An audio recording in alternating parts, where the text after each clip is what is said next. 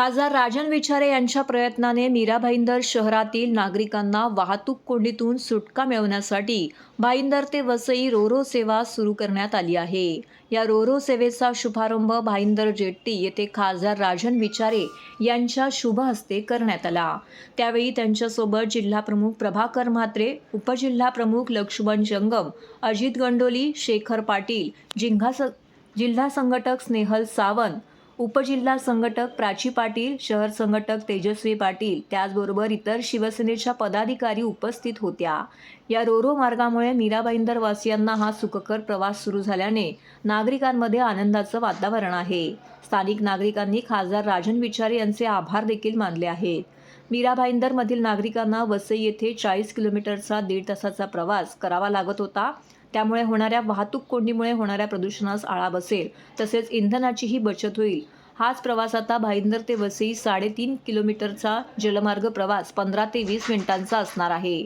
हा सुखकर प्रवास होत असल्याने नागरिक व पर्यटन प्रेमी या रोरोच्या सेवेचा अधिकचा फायदा घेतील, असे खासदार राजन विचारे यांनी म्हटले आहे।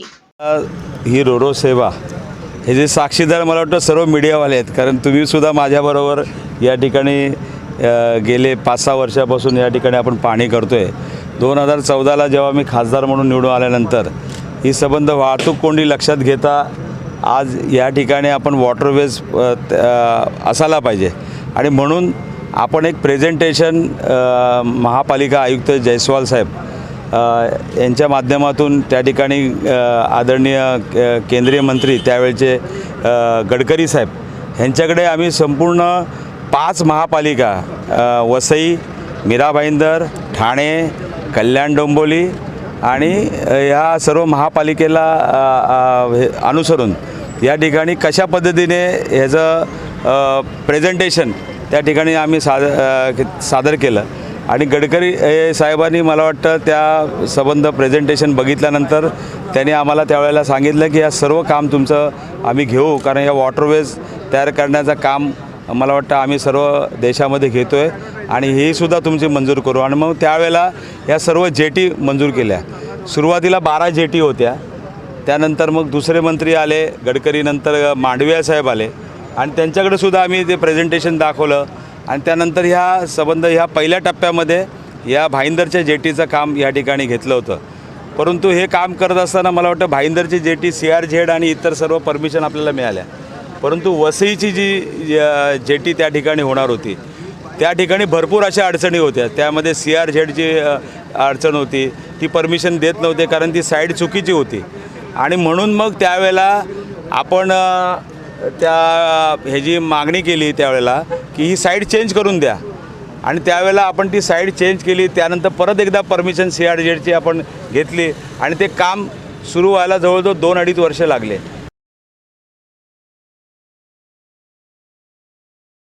सर्व नागरिकांना आवाहन करण्यात येत आहे की सध्या डासांमार्फत पसरणाऱ्या डेंग्यू या आजाराचा प्रसार रोखण्यासाठी प्रत्येकाने पुढील प्रमाणे कार्यवाही करावी। डेंग्यू आजार एडिस इजिप्ती हा डास चावल्याने होतो। या डासांची पैदास साचलेल्या किंवा साचवलेल्या स्वच्छ पाण्यामध्ये होते।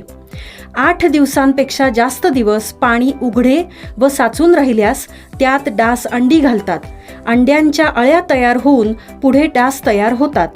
यासाठी आपल्या घरातील पाणी साठे उदाहरणार्थ बॅरल्स, पिंपे, टाक्या, हौद, रांजणे इत्यादी दर आठवड्याला रिकामे करून घासून पुसून कोरडे करून पुन्हा भरावे। 1 दिवस कोरडा दिवस म्हणून पाळावा। पाणी साठ्यांना घट्ट झाकणे बसवावीत किंवा जुनी साडी, चादर, धोतर यांनी बांधून झाकून ठेवावीत, म्हणजे डास त्यात जाऊन अंडी घालणार नाहीत। घराच्या गच्चीवर, आजूबाजूला, अंगणात कोठेही पाणी साचू देऊ नये। भंगार सामान उघड्यावर टाकू नये, उदाहरणार्थ टायर्स, प्लास्टिक सामान, कुंड्या, टाकाऊ वस्तू इत्यादी। अशा सामानात पावसाचे पाणी साठून त्यात डेंग्यूच्या डासांची पैदास होते।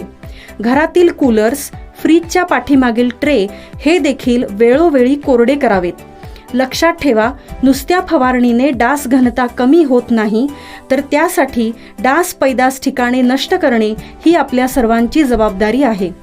कोणताही ताप अंगावर न काढता जवळच्या शासकीय रुग्णालयात मोफत औषधोपचार घ्या. अशा प्रकारे नागरिकांनी सहकार्य केल्यास डेंग्यूचा प्रसार रोखणे सहज शक्य आहे.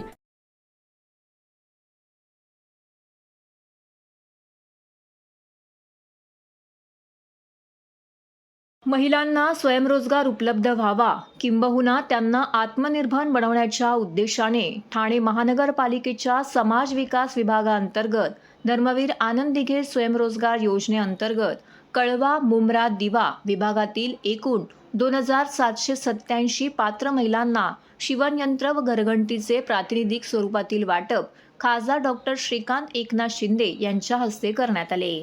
खासदार डॉक्टर श्रीकांत शिंदे यांच्या विशेष प्रयत्नाने व महापालिका आयुक्त अभिजित बांगर यांच्या मार्गदर्शनाखाली सुरू करण्यात आलेल्या धर्मवीर आनंद दिघे स्वयंरोजगार यंत्रसामुग्री वाटप योजनेचा कार्यक्रम खारेगाव नाका येथील हिंदू हृदय सम्राट बाळासाहेब ठाकरे क्रीडांगण येथे आयोजित करण्यात आला होता.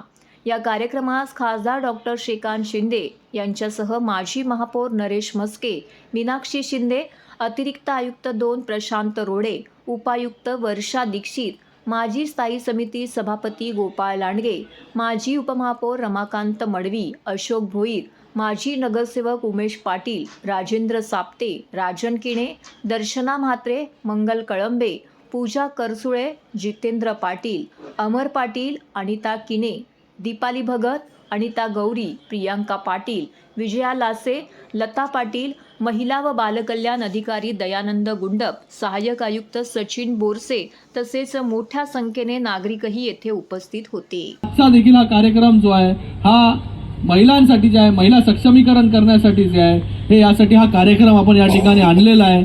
आणि या कार्यक्रमाच्या माध्यमाने आपल्यासारख्या तमाम महिलांना जे आहे एक स्वयंरोजगाराचं साधन जे आहे या मशीनच्या रूपाने आणि घरघंटीच्या रूपाने जे आहे ते या ठिकाणी मिळेल. आणि त्याचबरोबर आपल्याला मी या ठिकाणी सांगू इच्छितो म्हस्के साहेब, पुढच्या 3 तारखेला आपण या ठिकाणी शासन आपल्या दारी हा कार्यक्रमाच्या अंतर्गत जे आहे हे लोकांना या ठिकाणी नोंदणी करून आपण घेतली होती, लाभार्थ्यांची नोंदणी करून घेतली होती. आणि या कल्याण लोकसभेमध्ये या कल्याण लोकसभेमध्ये जे आहे हे 78,000 लाभार्थी जे आहेत ते आपल्याला त्या ठिकाणी सापडलेले आहेत. त्यांना वितरण जे आहे हे येत्या 3 तारखेला आपण करणार आहे. याच्या अगोदर 20,000 लोकांना आम्ही शासन आपल्या दारी या कार्यक्रमांच्या अंतर्गत अगोदरच जे आहे हे त्या ठिकाणी वितरण जे आहे सामुग्रीचं त्या ठिकाणी केलेलं आहे.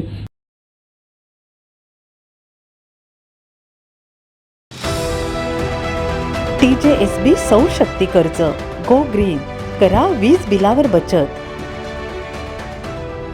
आकर्षक व्याजदर, 84 महिने परतफेड कालावधी, 80% लोन, व्यावसायिक आणि उद्योजकांकरता सुद्धा.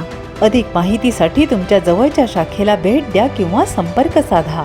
1800-223-466 आणि 1800-266-3466.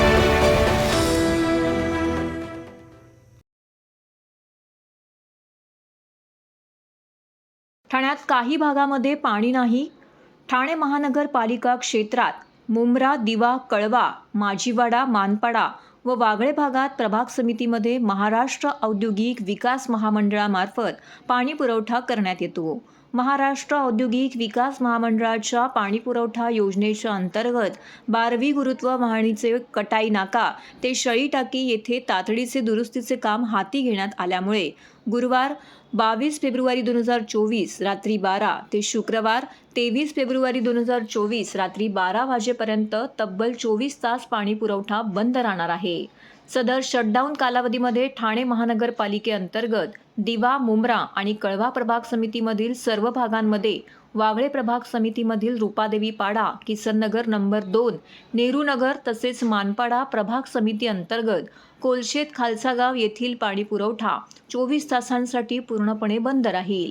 पाणी पुरवठा सुरू झाल्यानंतरही पुढील 1 ते 2 दिवस कमी दाबाने पाणी पुरवठा होईल याची नागरिकांनी नोंद घ्यावी असं आवाहन ठाणे महानगरपालिकेकडून करण्यात आलेलं आहे.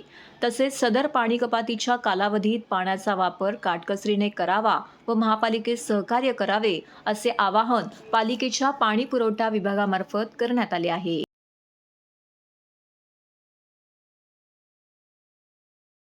ठाणेकर मालमत्ता करदात्यांसाठी करातील व्याज माफी अभय योजना 31 डिसेंबर 2023 पर्यंत मालमत्ता करावरील 100% व्याज माफ.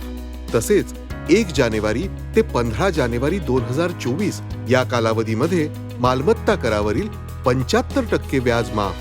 त्याचप्रमाणे 16 जानेवारी ते 31 जानेवारी 2024 या कालावधीमध्ये मालमत्ता करावरील 50% व्याज माफ. तरी सदर व्याज माफीच्या अभय योजनेचा ठाणेकर करदात्यांनी लाभ घ्यावा. महानगरपालिकेच्या कोणत्याही संकलन केंद्रावर कर भरण्याची सोय आहे. एटीएम, डेबिट, क्रेडिट कार्डद्वारे कर भरण्याची सुविधा उपलब्ध करून देण्यात आली आहे. सोमवार ते शनिवार या दरम्यान सकाळी 10:30 ते सायंकाळी 5 वाजेपर्यंत संकलन केंद्राची वेळ असून करदात्यांच्या सोयीसाठी रविवारी संकलन केंद्र सकाळी 10:30 ते दुपारी 1:30 वाजेपर्यंत सुरू ठेवण्यात येत आहे. यासोबतच ठाणे महानगरपालिकेच्या propertytax.thanecity.gov.in या संकेतस्थळावर ऑनलाईन पद्धतीने मालमत्ता कर भरण्याची सुविधा उपलब्ध करून देण्यात आली आहे. तसेच गुगल पे, फोन पे, पेटीएम आणि भीम ॲपद्वारे आपला कर सुलभतेने जमा करू शकता. ठाणे महापालिका क्षेत्रातील सर्व करदात्यांना विनंती आहे की आपण या व्याज माफी अभय योजनेचा जरूर लाभ घ्या आणि आपला मालमत्ता कर लवकरात लवकर महापालिकेमध्ये जमा करून महापालिकेस सहकार्य करा. धन्यवाद. ओवळा माजीवाडा मतदारसंघामध्ये 3 तरण तलावांचे भूमिपूजन. आमदार प्रताप सरनाईक यांच्या प्रयत्नांना यश. 19 फेब्रुवारी 2024 रोजी छत्रपती शिवाजी महाराजांच्या जयंतीनिमित्त महाराष्ट्र राज्याचे मुख्यमंत्री एकनाथजी शिंदे साहेब यांच्या मार्गदर्शनाखाली ओवळा माजीवाडा मतदारसंघातील ठाणे महानगरपालिकेच्या हद्दीत आमदार प्रताप सरनाईक यांच्या संकल्पनेतून व विशेष निधीतून 3 ठिकाणी तरण तलावांचा भूमिपूजन सोहळा पार पडला. ठाणे शहरामध्ये फक्त कळवा, कोपरी व वर्तकनगर या भागामध्येच नागरिकांच्या सोयीसाठी ऑलिम्पिक साईज जलतरण तलाव व त्याच ठिकाणी आधुनिक जिम बांधण्यात आलेले आहेत. ठाणे शहरात सर्वसामान्य, मध्यमवर्गीय, गरीब असे सर्व समावेशक समाज घटक राहत असून ठाणे शहराची वाटचाल स्मार्ट सिटी म्हणून ओळखण्याकडे होत आहे.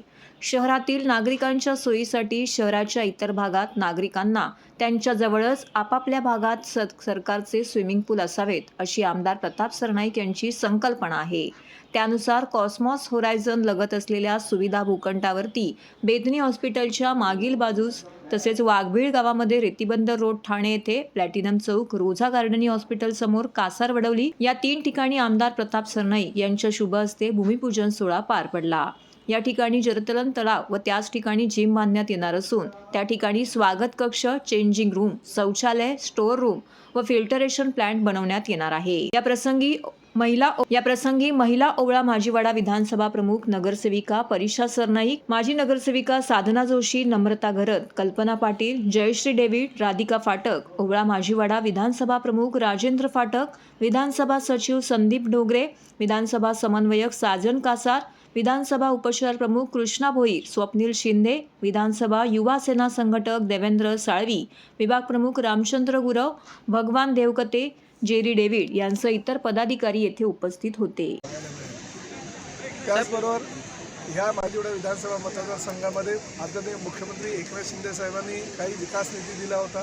त्यामध्ये वाघबीळ गावामध्ये एक तरण तलाव, कासार वडवली येथील आनंदनगर परिसरामध्ये एक तरण तलाव आणि ह्या कॉस्मॉस लॉन्चच्या म्हणजे ब्रेथनी हॉस्पिटलच्या पाठीमागच्या बाजूला एक तरण तलाव, अशा प्रकारे 3 तरण तलावाचं भूमिपूजन आज आमच्या सगळ्या शिवसैनिकांच्या उपस्थितीमध्ये मोठ्या प्रमाणात करण्यात आलं आणि पुढल्या वर्षभरामध्ये हे तरण तलाव बांधून तयार होतील आणि त्या माध्यमातून येथील परिसरातील जनतेला, आमच्या तरुण मुलांना, लहान मुलांना, ज्येष्ठ नागरिकांना ह्या तरण तलावाचा फायदा होईल आणि त्यामुळे भविष्यामध्ये अजूनही मोठ्या प्रमाणात ह्या परिसरामध्ये विकास कामं होतील असं मी ह्या ठिकाणी सांगतो.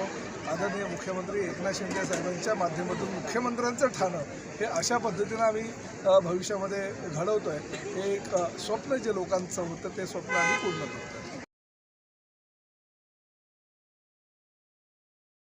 ठाणेकरांना करवाढ लादू नका. राष्ट्रवादी काँग्रेस शरदचंद्र पवार पक्षाचे आयुक्तांकडे साकडे. सध्या संबंध देशात महागाईचा आगडो मुसळला आहे. अशा स्थितीत ठाणे महानगरपालिकेकडून आगामी अर्थसंकल्पात करवाढ केल्यास महागाईने पिचलेल्या ठाणेकरांचे कंबरडेच मोडेल. त्यामुळे अर्थसंकल्पात करवाढ करू नये अशी मागणी राष्ट्रवादी काँग्रेस पार्टी शरदचंद्र पवार या पक्षाने केली आहे. राष्ट्रवादीचे राष्ट्रीय सरचिटणीस डॉक्टर जितेंद्र आव्हाड यांच्या आदेशानुसार जिल्हाध्यक्ष सुहास देसाई, युवक अध्यक्ष विक्रम खामकर, विद्यार्थी अध्यक्ष प्रफुल्ल कांबळे, हॉकर सेलचे अध्यक्ष सचिन पंधरे, ठाणे शहर विधानसभा अध्यक्ष महेंद्र पवार यांच्या शिष्टमंडळाने आज ठाणे महानगरपालिका आयुक्त अभिजित बांगर यांची भेट घेऊन त्यांना निवेदन दिले. शिष्टमंडळाने दिलेल्या निवेदनानुसार सध्या देशात महागाईने उच्चांक गाठला आहे. धान्यापासून इंधनापर्यंत सर्वच बाबी प्रचंड महाग झाल्या आहेत. या महागाईमुळे सामान्य नागरिकांना जगणे नकोसे झाले आहे. ठाणेकर नागरिकही या महागाईच्या फेऱ्यातून सुटलेले नाहीत. कोरोनानंतर अनेकांच्या उत्पन्नावरती मर्यादा आलेल्या आहेत. उत्पन्नाला मर्यादा आलेल्या असताना महागाई मात्र अमर्याद वाढत आहे. अशा स्थितीमध्ये नव्याने करवाढ झाली तर सामान्य ठाणेकरांचे कंबरडे मोडेल. त्यामुळे आगामी अर्थसंकल्पात मालमत्ता, पाणी इत्यादी करांमध्ये तसेच TMTच्या तिकीट दरांमध्ये वाढ करू नये अशी मागणी करण्यात आली आहे. दरम्यान सुहास देसाई यांनी ठाणेकरांना अधिकची आर्थिक झळ सोसावी लागू नये यासाठी आयुक्तांना करवाढ न करण्याची विनंती केली आहे. आयुक्तांनीही त्याबाबत सकारात्मक भूमिका दाखवली आहे असे त्यांनी यावेळी सांगितले. आज आम्ही राष्ट्रवादी काँग्रेस पक्ष शरद पवार यांनी भेटून आम्ही आज कमिशनर साहेबांना निवेदन दिलं की आता नुकतीच अर्थसंकल्पाची त्यांची बैठक होणार आहे. ठाण्यात बऱ्याच ठिकाणी कोटीच्या कोटी उड्डाणं चालू आहेत. मग जी नको असली ती उड्डाणं पण चालू आहेत. चांगले रोड 2 छापडी गेले खोदायचे, कॉन्क्रीट करायचे आणि शेवटी ह्याचा आज परिस्थिती अशी चालू आहे सगळ्या महाराष्ट्रात सगळीकडे की सगळ्या महापालिका ठप्प झालेल्या आहेत. आणि मग ह्याचा ही लोक वसुली कुठनं करणार तर लोकांच्या करातनं. तर आमचं म्हणणं एकच होतं की तुम्हाला हवे ते करा, आम्हाला त्याबद्दल म्हणणं नाही. हवे ते सुशोभीकरण करा, तुम्ही 150-200 कोटी लायटिंगला खर्च करा, तुम्ही रंगरंगोटीवर खर्च करा, नको ठिकाणी असले ब्रिज बनवा, काय पण करा. फक्त सर्वसामान्य जनता खर्चामध्ये आधीच भरली आहे.